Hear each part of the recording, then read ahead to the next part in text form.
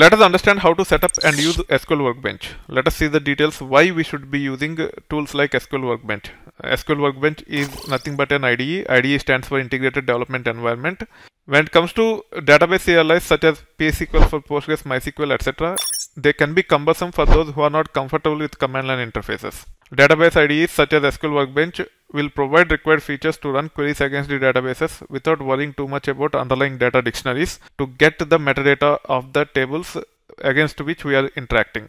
SQL Workbench provides required features to review databases objects without writing queries or running database specific commands. Also, database IDEs provide capabilities to preserve the scripts we develop so that we can come back to those scripts and reuse them in future without typing any queries or commands. In short, database IDEs such as SQL Workbench improves our productivity as developers, as testers, etc.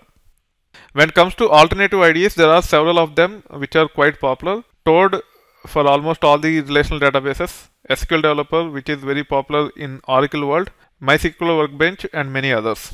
Let's understand how to install SQL Workbench. Here are the instructions. You just have to download SQL Workbench. Typically it is a zip file. You just have to unzip and launch. We can quickly search by opening another tab by saying SQL Workbench.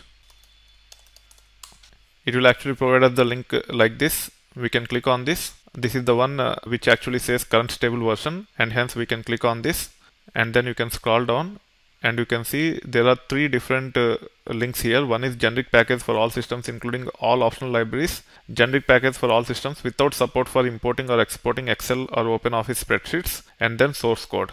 You can choose one of these two and then you should be able to open and integrate with the database you want to connect to. Let me click on this, which will take care of the downloading of this zip file. It is nothing but a zip file. You can see the extension here. It will just take few seconds. Once it is downloaded, we can click on this to go to the file.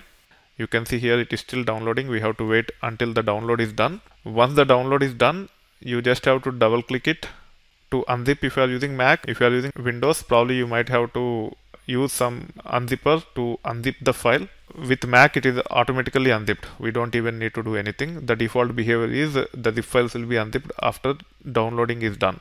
You can expand and see what all are there in this. There is a jar file, there is a shell script.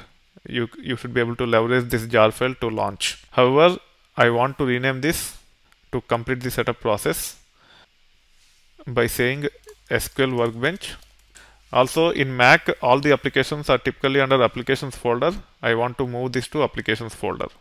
Once it is moved to applications folder, we can actually go here, expand this SQL Workbench, and then we should be able to say control and double click or control and click, and then you can say open with jar launcher.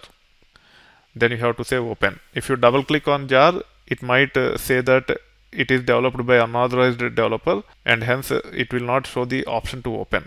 To see the option to open, you have to use control and click. Now SQL Workbench is set up on this machine and we are able to launch it. However, it is of no use if we cannot connect to a database. We will see how to connect to the database as part of the next topic. Before going there, to connect to any type of database, I want to consolidate all the drivers in one folder. Within the SQL Workbench itself, I want to create a new folder called as drivers, and going forward, whenever I want to connect to a particular database, I will copy the jar files to this location, and from there I will be able to configure my connection URLs, and then I should be able to connect to the databases which I am targeting to.